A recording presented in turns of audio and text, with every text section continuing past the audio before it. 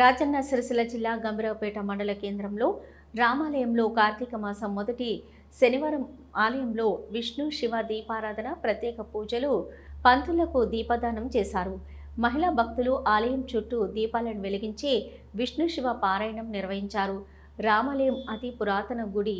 కాకతీయుల సామ్రాజ్యం నిర్మించినటువంటి వేల సంవత్సరాల నుంచి ఈ గుడిలో అఖండ దీపం వెలుగుతూనే ఉండడం ఈ గుడి ప్రత్యేకత.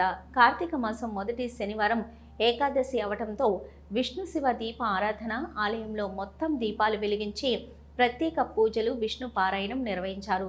ఈ కార్యక్రమంలో మాజీ జెడ్పీటీసీ మల్లుగరి పద్మ, నర్సగౌడ్, సాహిబ్ గరి జ్యోతి, దేవదాస్ గౌడ్, కల్వకుంట్ల మమత, కిషన్ రావు, గోపయ్య గారి లక్ష్మీనారాయణ, కృష్ణమూర్తిగిరి, చేవూరి కిషన్, శ్రీనివాసరావు, జిల్లాల పరశురాములు, వేషాల రామచంద్రం, మహిళలు, భక్తులు పాల్గొన్నారు.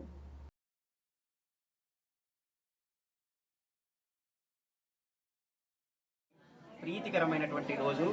ఈ సందర్భం చాలా అరుదుగా వస్తుంది. అటువంటి ఈ రోజున భక్తులందరూ తమ భక్తి శ్రద్ధలతోటి దీపాలు వెలిగించి వారికి కోరిన కోరికలు తీరాలని భగవంతుని ప్రార్థిస్తున్నారు.